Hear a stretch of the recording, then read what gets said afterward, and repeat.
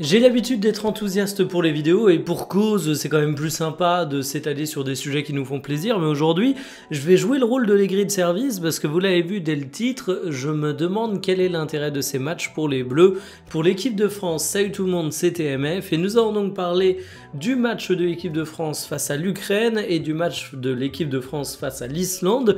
Et si je reconnais pas mal de qualités à la première confrontation, qui risque tout de même d'être assez intéressante, je suis nettement plus mitigé pour la deuxième et surtout pour le groupe de l'équipe de France qui ne présente pas une adversité phénoménale, c'est le moins qu'on puisse dire. Les trêves internationales, c'est souvent comme une punition quand on est fan de football, les rencontres ne sont pas toujours d'une très grande qualité et si on apprécie tous les grandes compétitions, je pense qu'aucun fan de foot se sent puni durant une Coupe du Monde, sauf si vous êtes italien. On y reviendra justement dans les enjeux. Ces matchs-là, bon, on va procéder en trois grandes parties. La première, j'évoquerai les enjeux, parce qu'il y en a et ils sont bel et bien réels. On n'a pas affaire ici à des matchs amicaux complètement pétés comme ce qu'on peut parfois subir. Je parlerai ensuite des observations que j'ai envie de faire autour de cette équipe de France, mais aussi des limites liées à cette observation.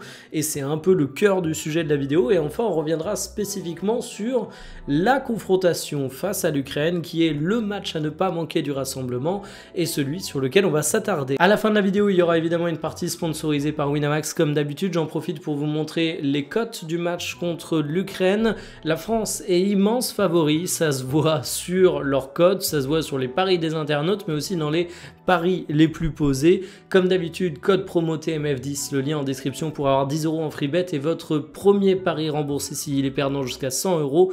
On en reparle en fin de vidéo. Installez-vous confortablement et bienvenue pour cette nouvelle vidéo Talk My Football.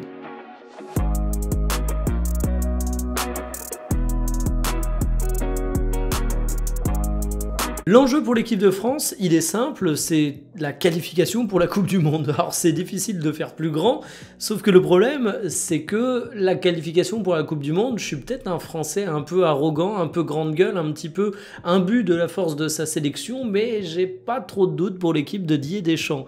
Voici le groupe D dans lequel est l'équipe de France, et on rappelle que sur le papier, la qualification automatique, elle vient qu'au premier, et là on peut se dire qu'il y a un petit enjeu, parce que l'Ukraine, c'est quand même loin d'être une équipe de tocard et sur un malentendu tu peux te retrouver à finir derrière eux. Sauf qu'en réalité, vous le savez, dans les faits, ce ne sont pas que les premiers qui décrochent la qualification, ce sont eux qui l'ont automatique, mais les meilleurs deuxièmes passent ensuite dans une phase de barrage qui permet une qualification et là on peut se faire peur. Et honnêtement, c'est pas joué d'avance. Alors j'ai aucun doute sur le fait qu'on ne terminera pas 3e ou 4e. À un moment, on pourra reparler de l'Azerbaïdjan et de l'Islande, mais c'est quand même pas des adversaires ô combien valeureux face à l'équipe de France. Mais en fait, des phases de barrage, des phases où on s'est fait peur, on en a eu. Il suffit de se souvenir justement d'un France-Ukraine qui a eu lieu il n'y a pas si longtemps que ça, c'était en 2013, et on a vraiment failli passer du côté obscur de la force et tomber dans un accident industriel. Mais aujourd'hui, l'équipe de France n'en est plus à ce stade.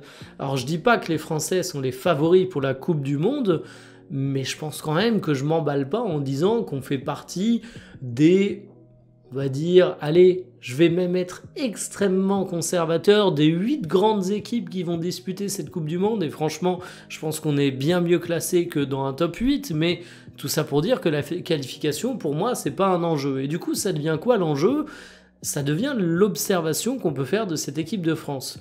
Ces matchs de qualification, sur le papier, c'est l'occasion parfaite d'évaluer qui sont les joueurs en forme, quel système va utiliser Didier Deschamps et d'un petit peu situer nos forces. Le problème, c'est que dans le groupe de qualification de l'équipe de France, il y a l'Ukraine qui est un bon adversaire. Il suffit de regarder leur classement FIFA, ça vaut ce que ça vaut, mais ils sont à la 26e place devant la Turquie, mais en dehors d'eux, l'Islande c'est 74e. On va commencer à taper les fins fonds du classement.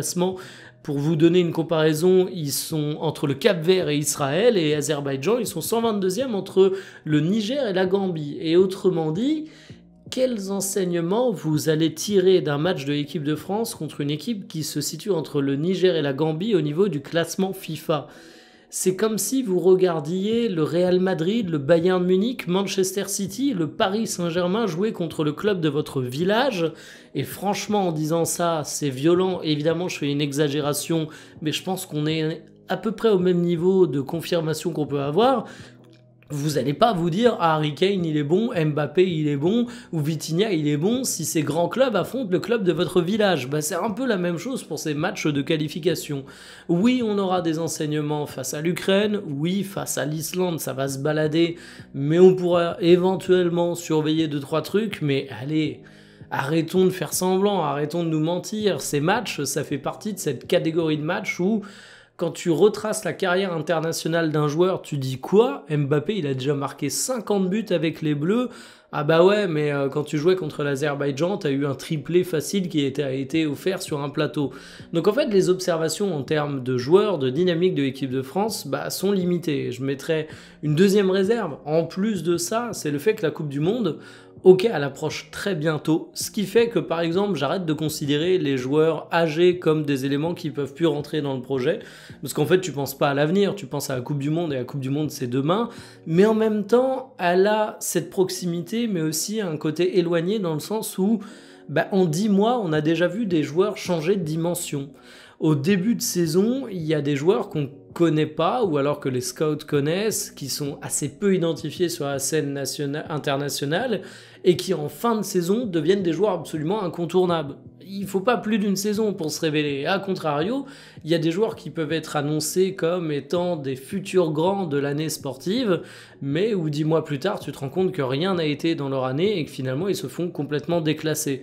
Ce que je veux dire par là, c'est qu'il y a des joueurs où bah, tu peux te dire ah, ils ont leur place en équipe de France, ils n'ont pas leur place en équipe de France, mais finalement, l'observation de ces 2 matchs, ça va pas t'apporter grand-chose parce que ça se trouve, ils seront au fond du trou dans quelques mois. Il y a largement le temps pour cette déchéance. Alors il y a quand même des joueurs qui sont suffisamment sur le fil pour que tu puisses te dire qu'ils n'ont pas le droit à l'erreur. Je pense notamment aux 2 frères Hernandez qui ont été sélectionnés. Bon, bah, Théo Hernandez, il y a quand même beaucoup de raisons de pas le vouloir en équipe de France. Il a fait une saison qui était très critiquable du côté du Milan. Il signe du côté de la Saudi Pro League. Je vais même pas m'étaler sur les affaires extrasportives dont on parle relativement peu en France, qu'on fait beaucoup de bruit en Italie, mais au moment où on demande de l'exemplarité aux footballeurs, ça pourrait également être un grand sujet. Et Lucas Hernandez, il s'est blessé à peu près 46 fois. Il essaye de reproduire la carrière de Johan Gourcuff et quand on le voit être sur les terrains avec le Paris Saint-Germain, ben moi je me dis que les grandes années de Lucas Hernandez, elles sont passées, que c'est un joueur qui de mémoire a 29 ans, mais j'ai l'impression qu'il en a 130. Donc évidemment, eux, s'ils ratent leur match du côté de l'équipe de France, tu peux dire que ça va mal se passer. Et en plus, s'ils réussissent leur match, à contrario, tu peux dire que c'est un vrai enjeu pour eux, parce que tu sais que Didier Deschamps, quand il a des mecs qui sont performants en équipe de France, il peut les garder même quand c'est plus compliqué en club. On l'a vu avec Kolo Muani quand il était au placard du Paris Saint-Germain, il était performant avec les Bleus, Deschamps lui accordait encore sa confiance. Mais malgré quelques cas spécifiques comme ça, bon, est-ce qu'on tirera des conclusions définitives? Non. Alors, est-ce que ça veut dire que j'aurai aucune observation? J'ai pas dit ça non plus. Je pense qu'il y a des choses qui peuvent se jouer rapidement, et l'Ukraine, je le redis, c'est une belle adversité. Il y a Michael Olise que je vais scruter de manière extrême au cours des matchs de l'équipe de France, parce que Michael Olise, il finit déjà la première saison qu'il fait au Bayern Munich comme un joueur incontournable. Je sais plus s'il avait été élu meilleur joueur du Bayern ou de la Bundesliga au cours de cette année. Je crois que c'est entre gros guillemets seulement du Bayern, mais c'est pour vous dire à quel point sa réussite a été phénoménale et il a recommencé l'année sur des chapeaux de roue. C'est un joueur qui est véritablement en train de changer de dimension et je suis curieux de voir comment on peut l'utiliser Didier Deschamps. Ce qui est assez intéressant, c'est que en club comme au Bayern Munich, enfin en club historiquement, mais aussi récemment en club au Bayern Munich, c'est un joueur qu'on a vu excentré, faire des différences, avoir cette capacité à avoir toutes les qualités d'un joueur de côté, mais il peut évoluer autrement, et en équipe de France, justement, Didier Deschamps le préfère un peu plus axial. Moi, je vais l'observer, parce que je me dis que finalement, on parle beaucoup de Kylian Mbappé, on parle beaucoup d'Ousmane Dembélé, on parle des espoirs qu'on a en l'avenir avec Désiré Doué, mais finalement, est-ce que un des grands leaders, ce serait pas Michael Olise? Un autre point que je vais observer particulièrement, c'est les 2 jeunes en la présence d'Akliouche et Hugo Ekitike qui font tous les 2 leur première sélection en équipe de France. Et ces rassemblements vont être cruciaux parce qu'en fait, Deschamps, il peut très très vite cataloguer des joueurs. Il y a des joueurs où les premiers rassemblements se sont mal passés pour des raisons X ou Y, des choses qu'on approuverait ou non en tant que suiveur, des choses qu'on sait ou non, mais tu sais que Deschamps, il peut vite te mettre un tampon validé ou invalidé en équipe de France En plus, ce sont des postes où il y a quand même une concurrence qui est très présente. Donc le petit Akliouche, le petit Hugo Ekitike, selon ce qu'ils arrivent à faire, bah, je me dis qu'ils vont quand même pouvoir s'assurer une place dans le groupe ou non pour la Coupe du Monde. Même dans des matchs pétés, il y a des questions d'attitude que tu peux mesurer et n'oublions pas que pour Deschamps, la vie dans le groupe, ça compte également beaucoup. Et puis, il y a une place, moi, qui me rend curieux en équipe de France et je pense que tous les matchs vont pouvoir nous faire avancer cette réflexion, même s'il ne faudra pas tirer de conclusion définitive, c'est la place de l'attaque à gauche. En fait, qui va l'occuper? Est-ce que ça va être Barcola, qui a souvent été essayé à ce poste? Est-ce que ça va être Désiré Doué, qui peut également être placé sur le côté gauche, même si au Paris Saint-Germain, on est plus habitué à le voir à droite? Est-ce qu'on va avoir un système avec, par exemple, un Ousmane Dembélé derrière deux attaquants, ce qui fait qu'on n'aurait pas exactement un joueur à gauche, on n'aurait pas besoin de trancher, même si, en disant ça, je pense au match en Croatie. Et là, tu te rends compte qu'Mbappé penchait quand même beaucoup côté gauche, même s'il était censé être dans une double pointe. Dembélé penchait quand même beaucoup côté droit, même s'il était censé être derrière les deux attaquants. Et Kolo Muani, bon, il penchait aussi un peu côté droit, mais il prenait beaucoup moins de ballons que les deux autres. Et puis surtout, Mbappé avait beau pencher côté gauche, tu te rendais compte que ça restait le joueur le plus axial du trio. Mais en tout cas, tu as des interrogations qui existent comme ça. Et je me dis que bah, c'est d'autant plus intéressant que si on a une concurrence qui se profile entre un Désiré Doué et un Barcola par exemple, bah, ça permettra d'avoir l'observation au PSG en équipe de France. On n'est pas à l'abri de voir un Dembélé être baladé à gauche, à droite, pareil pour un Olysée. Et j'avais envie de rajouter dans l'équation Marcus Thuram, parce que selon comment il est utilisé par Didier Deschamps, c'est un joueur qui peut être assez polyvalent lui aussi. Donc en fait, il y a quand même des points tactiques que j'ai envie d'observer avec cette équipe de France, mais bah, le match que j'attends pour ça, c'est le match contre l'Ukraine et les autres matchs de poule, ils seront un petit peu moins prometteurs. Justement, le match contre l'Ukraine, je vais vous en parler et je vais commencer en vous présentant les cotes dans une partie sponsorisée par Winamax.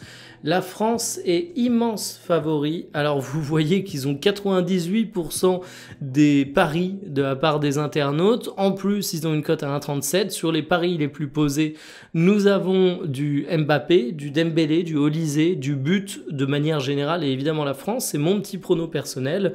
C'est la victoire de la France avec Kylian Mbappé en buteur. Et d'ailleurs, vous voyez le petit symbole jaune du ballon +2. Ça veut dire que si ton équipe mène de 2 buts, ça valide automatiquement le pari du résultat, même si au final tu perds, terminé les remontadas. Et vous voyez le petit symbole de flèche verte, ça fait que si ton buteur sort, le pari reste valable sur son remplaçant. Genre si Mbappé sort et Ekitike le remplace et marque, eh bien tu valides ton pari. C'est plutôt intéressant ce qu'a mis en place Winamax. C'est comme d'habitude, code promo TMF10, le lien en description. Vous avez 10 € offerts en free bet lors de votre inscription et Winamax rembourse votre premier pari s'il est perdant jusqu'à 100 €. Évidemment, je sens l'équipe de France, évidemment, je sens Kylian Mbappé. Pourquoi?